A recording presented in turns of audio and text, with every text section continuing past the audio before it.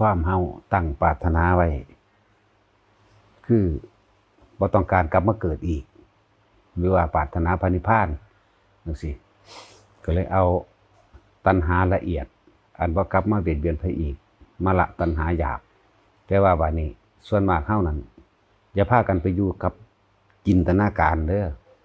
จินตนาการเป็นอดีตเป็นอนาคตไปเบิดแต่ว่าบ่เข้าใจคำว่าปัจจุบันพวกอรหันต์จินตนาการ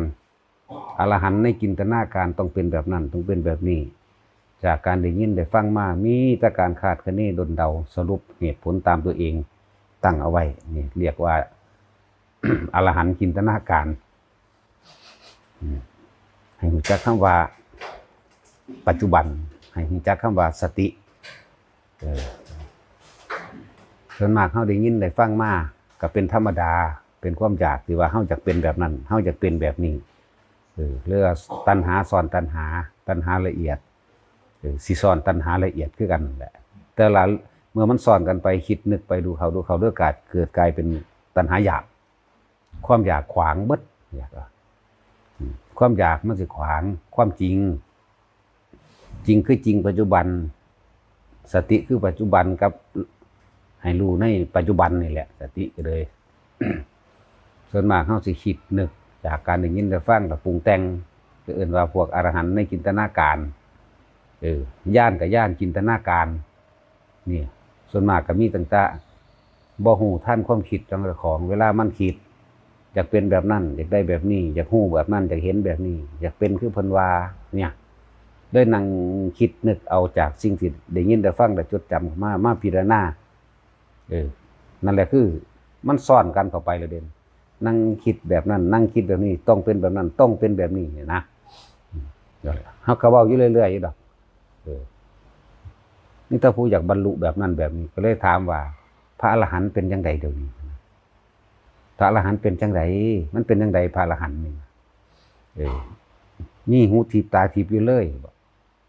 รู้ว่าลาคิดความคิดผู้อื่นพร้อมบ่เห็นสวรรค์เห็นนรกเปรตพรหมโลกบ่เห็นนิพพานบ่เลยถามแต่คนพระอรหันต์เป็นจังไดนี่พูดถึงว่าให้ดึงสติขึ้นมาให้อยู่ในปัจจุบันให้อยู่ในตัวเองนะดึงขึ้นมามันบ่ได้ไปอยู่ในอันนั้นเพิ่นสรุปไว้เพื่อให้เกิดกำลังใจแนวทางซื่อๆดอกหรือบางที่ก็ยกอุปโลกขึ้นมาเพื่อให้ละความสงสัยหลายๆอย่างนั่นแหละ คือว่านั่นแหละทีนี้ให้ทุกคนนั่นนะรู้จักคำว่าปัจจุบันในสติปัฏฐาน4ถ้าคิดเรื่องกายกับกายเลยมันนั่งไหลไปหากันเองดอกตอนนี้เฮาเอาสติไว้ในกายคือรู้ลมเข้ารู้ลมออกถ้ามันรู้ลมเข้าลมออกแล้วมันก็ไหลเข้าไปสู่ว่ามีความรู้สึกแบบนั้นแบบนี้แน่มันก็เป็นเวทนาไปเองดอกเวทนากายเมื่อเฮามีสติอยู่กับลมหายใจเข้าอยู่กับลมหายใจออกเฮาก็เห็นเวทนาทางกายเจ็บหลังปวดขาเจ็บข้อปวดข้อมีอาการโยกมีอาการสั่นมีอาการหมุนมีความวูบๆวาบๆหน้าตึงๆหยาๆชาๆมีคือหมดมือให้ไตดังที่ก็ขยับแขนขยับขาเนี่ยเฮาก็สิเห็นมันเองนี่แหละหรือว่าเอาสติไว้ในกายคือลมหายใจเมื่อเห็นกายตัวเองในกายแล้วมันก็เห็นเวทนากับเวทนา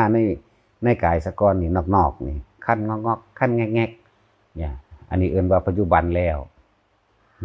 บ่ได้ไปบ่แม่นจินตนาการไปไกลๆอีหยังปานนั้นดอกนี่ก็เป็นปัจจุบันเป็นผู้มีสติรู้อยู่ในกายกายแต่ก็เห็นเวทนาทางกายเวทนานอกๆร้อนหนาวปวดหลังปวดขาสิแก้จังได๋น้อนี่นะนั่นแหละ แต่เวทนาในเวทนาก็คือความอยากนั่นแหละอยากได้แบบนั้นอยากเป็นแบบนี้ให้มันพอใจกันเองอยากได้ตามที่ตัวเองพอใจที่ตัวเองเคยได้ยินได้ฟังมาอันนั้นเป็นการไปสรุปเอาผลมันไว้แล้วเนี่ยมันเลยเป็นตัณหาซ้อนตัณหาเด้อให้รู้จักคำว่าความอยากซ้อนความอยากนั่นแหละถึงจะเป็นความอยากอันละเอียดก็ช่างเถอะมันก็กลายเป็นหยาบได้คือกันเพราะว่ามันบ่เป็นไปตามที่เจ้าของไปคิดไปนึกไปจ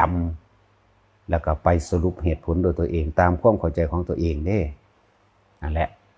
เดี๋ยวมันก็ไหลเข้าสู่ความคิดเองดอกเรื่องกายเวทนาคือความพอใจนั่นแหละแล้วก็ไหลเข้าสู่คำว่าจิตจิตในจิตมันเป็นจังใดถ้ามันออกไปจากกายหนึ่งจากลมบ่จากเวทนาจากของเองบ่หรือในบ่จากอะไรนึงก็สติเลยกำกับจิตเลยเฝ้าสังเกตจิตกับแมนกายเวทนาจิตคำว่าธรรมก็คือสิ่งทั้งปวงนั่นแหละทั้งเบิดในปัจจุบันนี่แหละนั้นอดีตนั้นอนาคตนั้นปัจจุบันยังกระสร้างมันเลยเฮาสิเห็นคำว่าธรรมคือสิ่งทั้งหลายทั้งปวงมันก็มีอยู่ของมันเป็นอยู่ของมันแบบนี้ที่เฮาเข้าไปทุกข์ที่เฮาเข้าไปสุขเพราะว่าเฮาไปให้ความสำคัญมั่นหมายเอิ้นว่ายึดมั่นถือมั่นยึดมั่นถือมั่นก็คือยึดมั่นถือมั่นอยากให้มันเป็นไปได้ดังที่เจ้าของอยากให้เป็นความยินดีพอใจราคะแปลว่าความยินดีพอใจในรูปลักษณะท่าทางบุคคลสัตว์สิ่งของในกลิ่นในรสในเสียงในกระทบสัมผัสและเกิดความรู้สึกให้เกิดความพอใจตัวนี้ นี่ก็คือธรรมคือกันเนี่ยธรรมก็เลยบานี้เฮาก็ตีให้มันแตกตีให้มันแตกตัวใดตีให้มันแตกก็ว่าอนิจจังกับอนัตตานั่นแหละทำความเห็นให้รู้แจ้งเห็นจริงตามความเป็นจริงให้มันจริงจนว่าหายข้อสงสัยหายข้อกังขานี่คือความคิดคิดเลยพิจก็เลยพิจารณาเข้าไปให้มันรู้แจ้งเห็นจริงตามความเป็นจริงเลยมันนี่แล้วก็เอาประสบการณ์จริงใส่ของพร้อมกับของจริงมาแนวใดวันตะกี้เฮาเป็นเด็กน้อยจี้ยังบ่ได้ใหญ่ขึ้นมาแล้วเป็นแบบนั้นเริ่มค้นหาอยากได้นั่นอยากเป็นนี่แบบนี้แบบนี้หลายอันหลายอย่างอันใดสุขอันใดทุกข์เด้อมีแต่ความยึดเอาเพราะว่าไปยึดสุขยึดความพอใจนี่แหละมันจึงทุกข์แล้วทั้งหลายเหล่านั้นหาความจีรังอย่างยืนบ่ได้มีแต่ความเปลี่ยนความแปลงเป็นอนัตตา หาสาระหาแกนสารบ่ได้ทุกสิ่งทุกอย่างล้วนไหลเข้าสู่ความแตกดับทั้งเบิดเลยไหลลงเข้าไปสู่สุญญตาขาดจากความเป็นอัตตาตัวตนหนึ่งเนี่ยขาดจากความยึดมั่นถือมั่นโดยความเห็นสุญญตาเนี่ยขาดจากความเป็นตัวตนขาดจากความยึดมั่นถือมั่นในรูปเวทนาสัญญาสังขารวิญญาณก็คือขาดจากความยึดมั่นถือมั่นในร่างกายของเรามั่นใจ100%แล้วในความเห็นนี่บ่มีข้อกังขาบ่สงสัยเนี่ยว่าบ่แม่นแน่นอนเวทนาคือความรู้สึกแม่นนอกแม่นในก็สร้างก็บ่เป็นสัญญาแม่นนอกแม่นในก็บ่เป็นนอกเป็นจังไดสัญญานอกนอกคือตาจำตะกี้ตามันดีจักว่าเดี๋ยวเห็นชื่อไทยก็ไกลดีผู้นั้นมาผู้นี้มาต่อมาตามันมั่วนี่เห็นบ่มันก็บ่เที่ยงเห็นบ่ล่ะนี่มันก็บ่แม่นของแน่นอนที่ลั่งอย่างยืนน่ะหูก็คือกันแต่ก่อนก็ได้ยินง่ายๆเดี๋ยวนี้บ่ค่อยหูยินปานใดเนี่ยนั่นแหละสัญญาสังขารความคิดก็คิดอันเดียวอยู่บ่ก็บ่คิดไปตลอดถ้าคิดอันใดเป็นอันใดนี่ก็บ่เที่ยงอีกวิญญาณคือความรู้สึกรับรู้ความรู้สึกในร้อนในหนาวในวิญญาณกายรับรู้ร้อนรับรู้หนาวรับรู้เผ็ดรับรู้เจ็บปวดน้ำตำน้ำแท่งรับรู้เย็นกินน้ำเย็นกินน้ำร้อนปวดท้องปวดแขวปวดหัวรับรู้ก็มันก็บ่ได้แซ่อยู่จังสั่นสุอันเด้ล่ะเนี่ยเห็นบ่อนิจจังอนัตตาคือเก่ามันเกิดแล้วมันก็ดับบ่ได้เป็นจังสั่นเนี่ยมันก็ใส่เรียกว่าสัมมาทิฏฐิเห็นตามความเป็นจริงถูกต้องโดยความเป็นจริงโดยธรรมก็คือความจริงมันเป็นแบบนี้เฮาก็ยอมรับมันเมื่อเฮายอมรับมันบ่มีข้อกังขาเลยนิดหนึ่งน้อยหนึ่งเฮาก็บ่แย่งกับมันนี่ยอมรับในอนิจจังในอนัตตาทุกข์มันบ่มาดอกแต่มันยอมรับดอกมันมีทุกข์ดอกเพราะว่ามันบ่ยอมรับมันเลยมีทุกข์มันจะบืนใส่ยอมรับเข้าใจรู้จักวิธีปฏิบัติกับกายเจ้าของตัวแต่มันยอมรับแล้วปวดหัวปวดแขวไปนั่งไห้อยู่หั่นบ่โอ้ยปวดแขวตัวนี้นะคือโอ้ยไปโทษดินโทษฟ้าอากาศหรือโทษเวรโทษกรรมอีหยังอยู่หั่นไปถอนออกมันก็เศร้าตัวก็ยอมรับก็ยังว่ามันบ่เป็นของเฮาปวดแขวแล้วเว้ยนี่ก็ไปหาถอนออกกันตัวก็ฮู้จุดตัวว่ามันปวดไปนั่งไห้งูอยู่หั่นบ่จังซั่นแล้ว จะถอนออกมันก็เข้าใจตัวนี้จักปรับใส่กับมันตัวซ้ำมันสิตายจากซ้ำมันสิเสื่อมสูญสลายจักว่า นั่นแหละ เขาก็ว่างขาดจากสุญญตาสุญญะแปลว่าสัญญาตามาจากอัตตามีความสำคัญมันหมายว่าตัวเองเป็นตัวเองนั่นแหละบัดนี้มันมีความเห็นถูกต้องโดยธรรมแล้วเป็นสัมมาทิฏฐิแล้วขาดออกจากความเห็นจากเคยยึดมั่นถือมั่นขาดออกจากความคิดปรุงแต่งให้ในความจากใดใดจากเป็นนะมันก็ขาดมันก็ย่อมหลับทั้งตัวอะไรจังว่าละรูปกับละนามก็ดีคือเห็นคำว่าละก็คือเข้าใจย่อมหลับบ่มีข้อกังขานะสั้นแหละวันนี้เฮาสิอยู่จังใดบัดอยู่ในปัจจุบันก็เลยว่าเครื่องอยู่เฮามีอยู่4อย่างนั่นล่ะแต่อยู่ในกายลมหายใจเข้าออกหรือพิจารณากายก็ตามแม่นเวทนานี่อยู่ในความรู้สึกอันนั้นนี่ก็ว่าไปสัญญาบ่แม่นกายเวทนาจิตเนี่ยตัวนี้ล่ะตัวใหญ่ตัวคุ้มหมู่อยู่แล้วหลักสูตรมันมากายเวทนาจิตธรรมแต่ความเป็นจริงโดยภาคปฏิบัติคือจิตเวทนากายธรรมนั่นแหละเพราะทุกอย่างเกิดจากจิตเป็นไปตามความคิดนั่นเองทุกอย่างเกิดจากความคิดหรือว่าจิตหรือว่าใจเนี่ยกับความรู้สึกทั้งหลายแหละนั่นก็แม่นคือกันความจำความรู้สึกในการจดจำภาพในการหูจักห่อนหูจักหนาวอย่างนั้นแหละจิตก็เลยอันนี้มันคุ้มทุกอย่างอยู่แล้ว ทุกอย่างเกิดจากจิตใจเป็นใหญ่ใจเป็นประธานใจเป็นผู้คิดผู้นึกแน่ก็อีหยังล่ะมารู้นั่นรู้นี่ก็ดีนั่นแหละจิตเวทนากายธรรมจิตธรรมกายเวทนาก็ได้อันใดอันหนึ่งก็ได้ทั้งนั้นแหละแต่จริงมันพร้อมกันเบิดนั่นแหละบ่มีอันใดขึ้นก่อนขึ้นหลังดอกถ้าจะดับก็ดับพร้อมแต่จะเกิดพร้อมเพื่อกันดิโกรธเกลียดนี่คือจังเฮาเคยถามอยู่เรื่อยๆเห็นปั๊บสั่งปั๊บโหลดมันเป็นหยังมันคือพร้อมกันสั่นเอาเนี่ยมันพร้อมกันเลยเด้เห็นปั๊บหักปั๊บโหลดเนี่ยเป็นสั่นจริงมันพร้อมกันนั่นแหละอันนี้เลี่ยงลำดับไปเกิดข้องเข้าใจนะแต่อยู่ในกายหมวดอยู่ในกายคือรู้ลมหายใจเข้าออกอาการปิติเกิดในระหว่างกลางหน้าผากนิ่มนวลก็เป็นเครื่องอยู่หนึ่งเป็นวิหารธรรมเรียกว่าเป็นปัจจุบันขณะการทรงฌานการเจริญฌานอย่าลืมได้มีผลหอดอรหันต์ผลได้มันธรรมดาล่ะแต่ว่าเอาไว้สักก่อนอรหันต์เอาไว้ที่หลังไม่ต้องอยากได้มันเห็นอยู่แค่นี้แหละมันที่ไปใส่ความสงบ2 อย่าง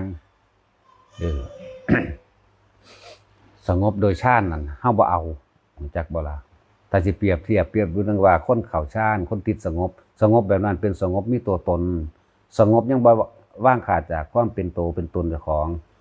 สงบตัวเป็นสงบแบบว่ากูจะให้มันได้ดังอารมณ์นั่นนะเนี่ยพอใจในอารมณ์นั่นอารมณ์เงียบอารมณ์นอนหลับอารมณ์บ่ไปรับรู้ได้ยินได้ฟังได้เสียงได้เห็นได้รู้ยังอารมณ์นั่นนี่สงบแบบนั้นสงบแบบการเข้าฌานพระพุทธโฆษาจารย์ก็เทียบไว้เป็นดังว่าเอาหินมาทับหญ้าเอาหินมาทับหญ้าถ้าออกมาแล้วปุ๊บก็ไปคิดเป็นนึกอย่างอื่นคือเก่าหญ้ามันก็งอกขึ้นคือความคิดความคิดนั่นแหละถ้าออกจากตรงนั้นมาปุ๊บแล้วมันก็คิดเรื่องนั้นคิดเรื่องนี้ก็เกิดอารมณ์ความรู้สึกพอใจมั่งบ่พอใจนั่นในบุคคลสัตว์สิ่งของนั่นแต่นี้เอาทรงฌานทับหลวมๆจากว่าล่ะเพื่อสิสังเกตจิตนำเด้เนี่ยการทรงฌานบ่ว่าสิเป็นอันที่1รู้ลมเข้ารู้ลมออกกับมีอาการปิติซ้ำนี่คือเขาทางว่าฌานที่1ปัทมฌานคืออะไรคือความรู้สึกที่ลมเข้าลมออกมีอาการปิติหรืออุณาโลมเกิดขึ้นนิ่มๆนวลๆนึบๆอันนี้เราเอิ้นว่าฌานที่1หรือปัทมฌานความคิดมันคุ้มอยู่ในหันมันสิซ่อมว่ามันสิคิดหนีออกจากกายบ่นอนี่แหมความคิดมันสิหนีออกจากลมหายใจบ่ความรู้สึกมันสิหนีออกจากอุณาโลมบ่นิ่มๆนวลๆบ่นี่เรียกว่าปัทมฌานแค่นี้มันก็ฮู้แล้วสิ่งทั้งหลายทั้งปวงธรรมะนั่นนะ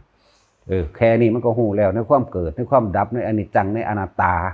ถ้าไปยึดถ้าไปคุ้มก็เป็นทุกข์ของตัวอนิจจังอยู่หน้าอนัตตาอยู่หลังทุกขังอยู่กลางเพราะความเขาไปยึดเพราะความเขาไปคุ้มมันอยากให้มันได้แบบนี้นั่นแหละตัณหาซ้อนตัณหาเป็นต้นสั้นวันนี้คนที่ทรงฌานวิปัสสนากับสมถะคู่กันตีคู่กัน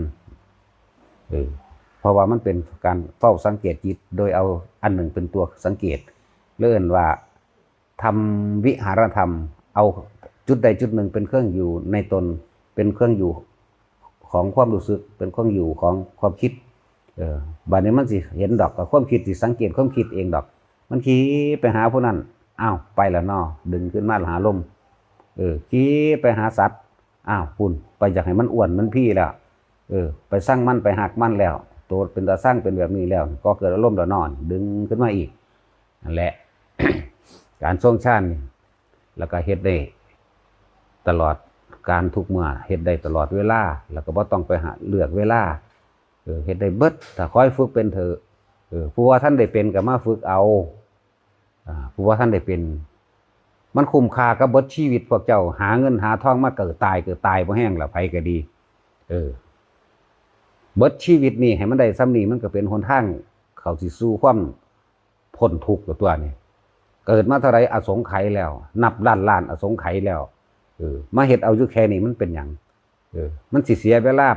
ไปเกิดไปตายในนรกคักโพดดิมาฝึกเอาตัวจะไปหาขาดคะเนดนเอามาฝึกให้มันเป็นแล้วก็ไปจ่อก็ไปอยู่ลองเบิ่งจัก3 เดือนเฮ็ดให้มันเป็นจัก3 เดือน4 เดือนก็เห็นผลทันล่ะมันลัดมันสั่นแล้วก็มันบ่มีเวลาพร้อมจักบ่เป็นอากาลิโกเขาว่าบ่มีเวลานี่บ่ได้เลือกการสถานที่บ่ได้เลือกย่ามลมหายใจก็มีอยู่ทั่วโลกหูดังกับของไผของมันสติคือความคิดกับของไผของมันคือกันเฮ็ดเอาตัวใดวิธีมันแล้วมันเสียค่าเครื่องบินมาล้านนึงหรือ100 ล้านก็คุ้มค่าคือหยังตัวซ้ำสิตัดภพตัดชาตินี่แหมสิไปแล่นหาไสมันมีไผเฮ็ดให้ได้เด้ได้ให้แต่เบื้องต้นส่วนการเข้าไปรู้การไปเห็นการเข้าไปว่างเป็นเรื่องของไผของมันเด่นมันว่างให้กันบ่ได้มันได้แต่บอกบอกว่าลมเข้าแบบนี้รู้สึกแบบนี้เป็นบ่เพราะว่าสิ่งเดียวกันรู้ได้เดียวกันแต่ว่าการว่างทั้งจิตนี่มันของไผของมันการทำความรู้สึกขาดออกนี่มันของไผของมันอันนั้นไปแตกแขนงเอาเองก็เลยว่ามันคุ้มค่าคักแล้วสิไปมันจะไปกินตนาการแบบนั้นแบบนี้จะไปจินตนาการอรหันต์แบบนั้นนิพพานแบบนี้มันจินตนาการทั้งเบิดนั่นแหละสร้างเบิดนั่นแหละอันนั้นนั่นแหละแค่รู้อยู่ในปัจจุบันลมเข้าลมออกลมเข้าลมออกถ้าว่าอยู่ในลมเข้าลมออกมันก็เกิดเป็นปิติอุณาโลมเกิดกับอยู่กับอุณาโลมหายมันก็อยู่กับจิตในจิตมันก็แช่อิ่มอยู่จังสั่นแน่พอตะกิดคิดไปปุ๊บมันก็เห็นตัวสภาวะทั้งหลายทั้งปวงเป็นอนิจจังเป็นอนัตตาถ้าว่าเข้าไปยึดมันจะเอาความทุกข์ยากลำบากเอาความเกิดมาจากใสรู้อยู่แค่นี้บัดสุดท้ายมานะทุกคนก็ต้องจ่ออยู่ในหายใจนั่นแหละถ้าเกิดก็เกิดน้ำลมหายใจตายก็ตายน้ำลมหายใจนั่นแหละเป็นยังคือบ่สิประคองไว้ลมหายใจนั่นเกิดก็เกิดน้ำลมหายใจเด้คนอยู่ได้น้ำลมหายใจเด้มากที่สุดเอาแม่ถ้าอดลมหายใจได้จัก10 นาทีมันก็ตายโลดทั้งสั้นแล้วนั่นแหละเกิดก็เกิดน้ำลมหายใจตายก็ตายเพราะว่าเบิดลมหายใจนี่ให้ความสำคัญกับเจ้าของเด้อว่าต้องไปจินตนาการหาอรหันต์อยู่ใส่ว่าต้องไปจินตนาการวานิพพานอยู่ใส่เมื่อใดเฮารู้ในปัจจุบันขณะนิพพิทะนี่แม่นี่ไหมมันก็หยุดของมันเองตัวมันเมื่อมันเบื่อหน่ายคลายกำหนัดมันเห็นความคิดแล่นไปปุ๊บอ้าวมึงสิไปอีกแล้วนอกก็ดึงขึ้นมานะนั่นแหละชั่วขณะในชั่วขณะดูนี่แหละมองมันสิไปตลอดกาลเมื่อใดเฮาบ่มีความคิดนึกบ่มีความคิดนึกความรู้สึกในความพอใจเกิดบ่ได้นั่นแหละนิพพานมันเป็นสั่นมันก็ดับมันก็เย็นของมันทันตัวเอาพอ